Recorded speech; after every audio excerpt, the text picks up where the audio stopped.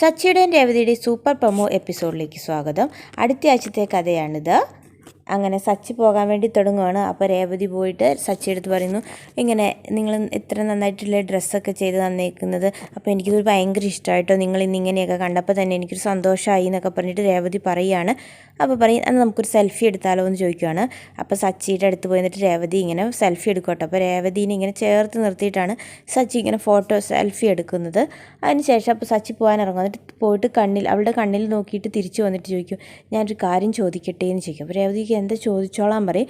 അപ്പോൾ എനിക്ക് ഇങ്ങനെ ചെയ്തത് ഭയങ്കര ബുദ്ധിമുട്ടാണ്, കാരണം ഇങ്ങനെ ചെയ്തിട്ടില്ലാത്തതുകൊണ്ട് എനിക്കിത് ഭയങ്കര ബുദ്ധിമുട്ടായിട്ടാണ് തോന്നുന്നത്, ഞാനിത് അല്ലാത്ത പോലെ ഇട്ടോട്ടേന്ന് നിൽക്കും. അപ്പോൾ പറയും, അതും ഇട്ടോ കുഴപ്പമൊന്നുമില്ല, നിങ്ങൾക്ക് അതാ ഇഷ്ടമെങ്കിൽ അങ്ങനെ ഇട്ടോ എന്നൊക്കെ പറയുകയാണ്. അതിന് ശേഷം സച്ചി അങ്ങ് പോകുന്നതാണ് കാണിക്കുന്നത്. പിന്നെ രവീന്ദ്രനെ കാണിക്കുന്നുണ്ട്. അപ്പോൾ രവീന്ദ്രൻ പറയുന്നുണ്ട്, രേവതിയോട് പറയുന്നുണ്ട്, ഇവിടുത്തെ വിശേഷമൊക്കെ നിങ്ങളൊന്ന് വിളിച്ചിട്ട് അമ്മയുടെ അടുത്ത് നീ പറയണം, നിൻ്റെ അമ്മയുടെ അടുത്തും വിളിച്ചൊക്കെ പറയണമെന്നൊക്കെ ഇങ്ങനെ പറഞ്ഞിട്ട് രേവതിയുടെ അടുത്ത് പറയാം കേട്ടോ. അപ്പോൾ ഇത് എന്താണേലും ഇത് ചന്ദ്രമതി കേൾക്കുന്നുണ്ട്. അപ്പോൾ ചന്ദ്രമതിക്ക് മനസ്സിലാവുകയാണ് സച്ചിയും രേവതിയും ഒന്നായി. അപ്പോൾ ഇനിയിപ്പോൾ അടുത്ത വർഷം തന്നെ ഇവിടെ ഒരു കുഞ്ഞിക്കാലൊക്കെ കുട്ടി ഉണ്ടാകും, അവരുടെ കുട്ടി ഉണ്ടാകും. അതിന് മുന്നേ ശ്രുതിയുടെ കുട്ടീനെ ആയിരുന്നല്ലോ വേണ്ടത്.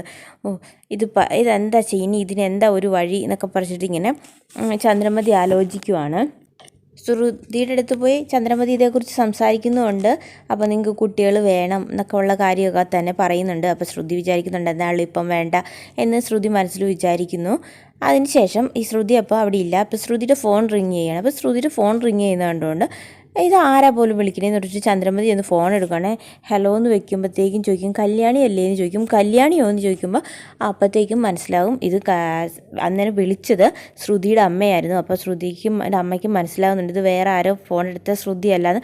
അപ്പോൾ റോങ് നമ്പർ സോറി എന്ന് പറഞ്ഞിട്ട് ശ്രുതിയുടെ അമ്മ ഫോൺ വയ്ക്കുകയാണ് ചെയ്യുന്നത്.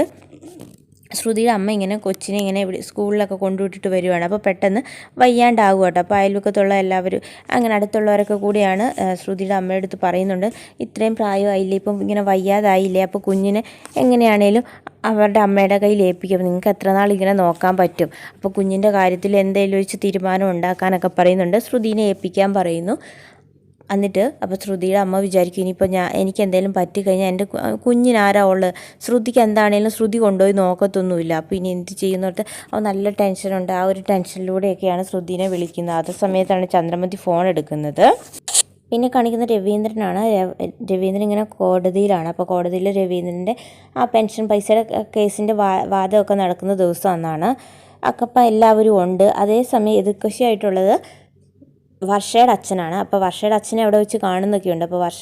അപ്പോൾ ഇങ്ങനെ പറയുന്നുണ്ട്, ഇങ്ങനെ പൈസ ഇയാൾക്ക് അർഹതപ്പെട്ട പൈസ തന്നെ കൊടുക്കണമെന്നിങ്ങനെ ജഡ്ജി പറയുമ്പോൾ പറയും, അത് അത്ര കൊടുക്കാൻ പെൻഷൻ്റെ പൈസ അയാൾക്ക് കിട്ടേണ്ട പൈസ തന്നെയാണ്. പിന്നെ അതുകൂടാതെ ആ പെൻഷൻ പൈസ മുടക്കിയത് കൊണ്ട് തന്നെ 1,00,000 രൂപ അദ്ദേഹത്തിന് നഷ്ടപരിഹാരമായിട്ടും കൊടുക്കണമെന്ന് കോടതി വിധിക്കുകയാണ്. അപ്പോഴത്തേക്കും മറ്റേ ആളുടെ വക്കീൽ ഇവർ പറയുന്നുണ്ട്, അത് ഇയാളിങ്ങനെ ഒരു വണ്ടി കയറ്റി കൊന്നതല്ലേ എന്നൊക്കെ ഇങ്ങനെ പറയും കേട്ടോ. അപ്പോൾ പറയും, അത് അറിഞ്ഞുകൊണ്ട് ചെയ്തതല്ല, വേറൊരാൾ ആത്മഹത്യ ചെയ്യാൻ വേണ്ടി അയാളുടെ വണ്ടിയുടെ മുന്നിൽ ചാടിയതല്ലേ, അത് അന്ന് തന്നെ അപ്പോൾ ആ കേസൊക്കെ തീർന്നതാണ്, ആ കാര്യം ഇവിടെ സംസാരിക്കേണ്ട, അതിപ്പോൾ പെൻഷൻ്റെ കാര്യമാണ് സംസാരിക്കേണ്ടത്, അപ്പോൾ അതിനെക്കുറിച്ച് സംസാരിച്ചാൽ മതി എന്ന് പറയുന്നുണ്ട്.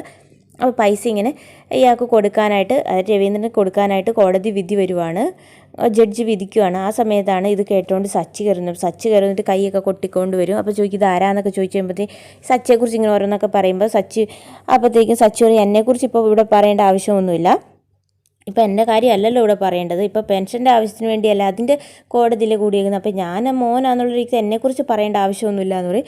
അപ്പോഴത്തേക്കും ജഡ്ജി പറയുന്നുണ്ട്, അത് ഇയാളെക്കുറിച്ച് ഇവിടെ ഇങ്ങനെ വേറെ ഇയാളുടെ സ്വഭാവത്തെക്കുറിച്ച് പറയാനല്ല ഇവിടെ ഇപ്പോൾ കോടതി കൂടിയേക്കുന്നത് എന്ന് പറഞ്ഞിട്ട് ജഡ്ജി ഒരു താക്കീത് പോലെ കൊടുക്കുന്നുണ്ട്. അതിനുശേഷം അപ്പോഴത്തേക്കും ഇങ്ങനെ പറയുന്നുണ്ട്, ഇപ്പോൾ പൈസ കൊടുക്കാൻ വിധിക്കുന്നു പറയുമ്പോഴത്തേക്ക് സച്ചി പറയും, ആദ്യമായിട്ടാണ് ഇങ്ങനെ നേരിന് വേണ്ടി പ്രവർത്തിക്കുന്ന ഒരാളെ ഞാൻ കണ്ടതെന്നൊക്കെ പറഞ്ഞിട്ട് ഈ ജഡ്ജിനെ ഇങ്ങനെ പുകഴ്ത്തിയൊക്കെ പറയും. അപ്പോൾ ഞാനൊന്ന് വണങ്ങിക്കോട്ടെ എന്നൊക്കെ ചോദിച്ചിട്ട് സച്ചി ജഡ്ജിയുടെ നേരെ കൈയൊക്കെ വണങ്ങി ഇങ്ങനെ പറയുകയാണ്. അതൊക്കെ കേൾക്കുമ്പോൾ ജഡ്ജി ഒരു സന്തോഷമൊക്കെ ആകുന്നുണ്ട്.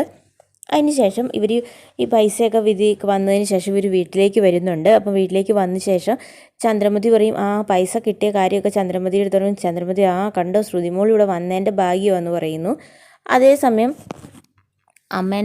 അവരുടെ അമ്മേനെ, അത് രവീന്ദ്രൻ അമ്മേനെ വിളിച്ച് കാര്യമൊക്കെ പറയണം. അമ്മ പറഞ്ഞായിരുന്നു സച്ചിയും രേവതിയും ഒന്നിച്ചു കഴിഞ്ഞാൽ ഇവിടെ നല്ലൊരു ഭാഗ്യമുണ്ടാകും, ഈ വീട്ടിൽ നല്ല കാര്യങ്ങളൊക്കെ നടക്കും, ശുഭമുഹൂർത്തങ്ങളായിരിക്കും ഉണ്ടാകാൻ പോകുന്നതെന്ന് അമ്മ പറഞ്ഞിട്ടുണ്ടായിരുന്നു.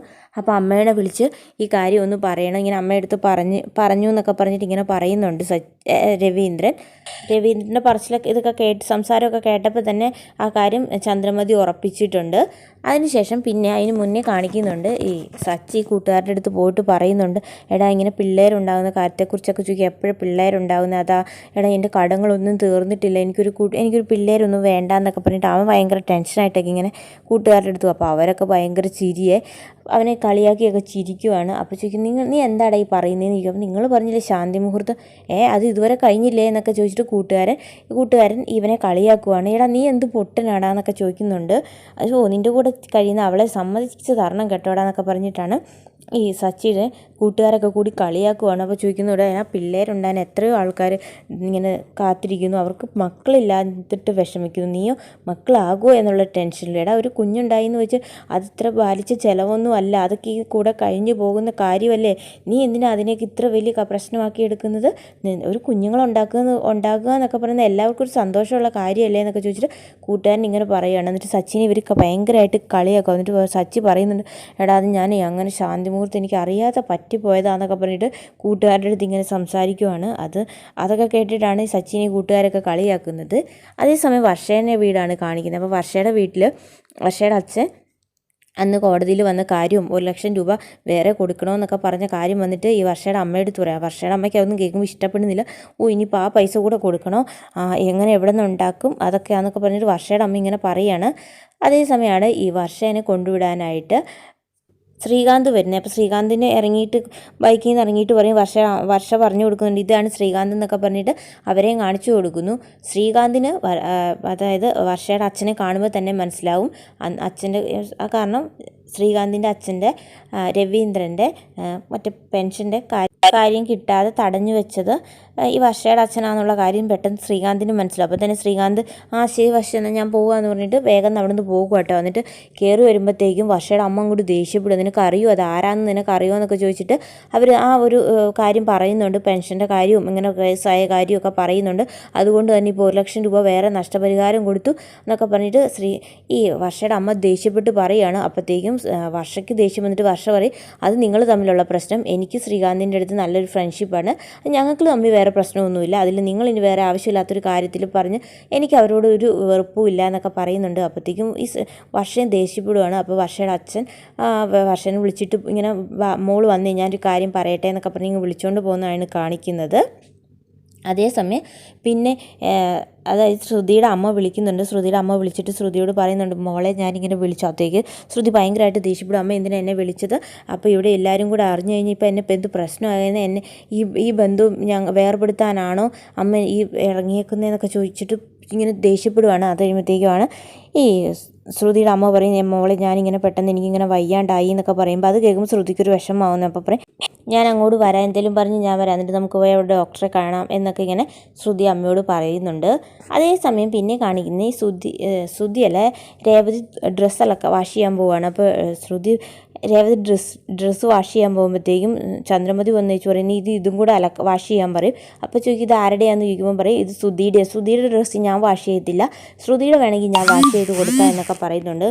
അതൊന്നും പറഞ്ഞിട്ട് ചന്ദ്രമതിക്ക് അങ്ങ് ഇഷ്ടപ്പെടുന്നില്ല. അതിന് ചന്ദ്രമതി കുറേ പറയുന്നുണ്ട്, ശ്രുതിയാണ് ഇവിടെ വരുമാനം കൊണ്ടിരുന്നുണ്ട്, നീ ഒന്നും ചെയ്യുന്നില്ല, നീ ഇങ്ങനെ കൊണ്ടൊരു വരുമാനം പോലും ഇല്ല, എന്നിട്ട് നിനക്ക് അവരുടെ ഡ്രസ്സ് പോലും അലക്കി കൊടുക്കത്തില്ല എന്നൊക്കെ ചോദിച്ചിട്ട് ഇതൊക്കെ പറഞ്ഞിട്ട് ഈ രേവതിയുടെ അടുത്ത് പറയണം. രേവതി പിന്നെ എന്തെങ്കിലും ആവട്ടെ എന്നോർത്ത് അവരുടെ ഡ്രസ്സ് മേടിച്ചുകൊണ്ട് പോവാണ് വാഷ് ചെയ്യാനായിട്ട്.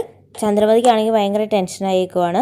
കാരണം രേവതിയുടെ സച്ചിയുടെയും പിണക്കമൊക്കെ മാറിയല്ലോ, ഇനിയിപ്പോൾ അവർക്ക് വല്ല കുട്ടികൾ ആകുന്ന കാര്യമൊക്കെ ഓർത്തപ്പോഴത്തേക്കും ഭയങ്കര ടെൻഷനാണ്. അപ്പോഴത്തേക്കും കൂട്ടുകാരി ബാമേനെ വിളിച്ചിട്ട് ചോദിക്കേണ്ടി, നീ എന്താ ഇനി ഒരു വഴി എന്നൊക്കെ പറയുന്നുണ്ട്. അപ്പം ബാമ പറയുന്നുണ്ട്, നമുക്ക് എന്തെങ്കിലും ഒരു വഴി ശരിയാക്കാൻ നീ ടെൻഷൻ ആവാതിരിക്കാനൊക്കെ പറയുന്നുണ്ട്. അപ്പോൾ പറയുന്നുണ്ട്, ഇനി കർക്കിടകം വരുന്ന സമയമാണ്, അപ്പോഴത്തേക്കും സച്ചി രേവതിയും ഇതായിട്ട് താമസിക്കണം, രേവതിയുടെ വീട്ടിൽ പോയി നിൽക്കട്ടെ എന്നൊക്കെ പറഞ്ഞിട്ട് അന്ന് രേവതിയുടെ വീട്ടിൽ കൊണ്ടുപോകുന്ന കാര്യം പറഞ്ഞപ്പോൾ രേവതിൻ്റെ വീടില്ല, ഈ വീട്ടിലെ പണി ചെയ്യിക്കണമെന്നൊക്കെ പറഞ്ഞിട്ട് ചന്ദ്രമതി പറഞ്ഞു തന്നെ. പക്ഷേ ഇപ്പം ചന്ദ്രമതി പറയുന്നുണ്ട്, ഇനി രേവതിയുടെ വീട്ടിൽ പോയി ഒരു മാസം നിൽക്കട്ടെ എന്ന് ഇങ്ങനെ കുറച്ച് നിൽക്കട്ടെ എന്ന് പറയുന്നുണ്ട്. അത് സച്ചിക്കും രേവതിക്കും ഭയങ്കര ബുദ്ധിമുട്ടുണ്ടാക്കുന്ന ഒരു കാര്യം തന്നെയാണ്. എന്തിലും ചന്ദ്രമതി അങ്ങനെ തന്നെ ഒരു തീരുമാനം എടുക്കുകയാണ്. അപ്പോൾ ഇനി വരുന്ന അടുത്ത ആഴ്ചത്തെ എപ്പിസോഡ് ഈ ഒരു രീതിയിലാണ് പോകുന്നത്. അപ്പോൾ ബാക്കി എല്ലാ ദിവസവും നമുക്ക് ഡീറ്റെയിൽ കഥയുമായിട്ട് കാണാം. ഓക്കേ.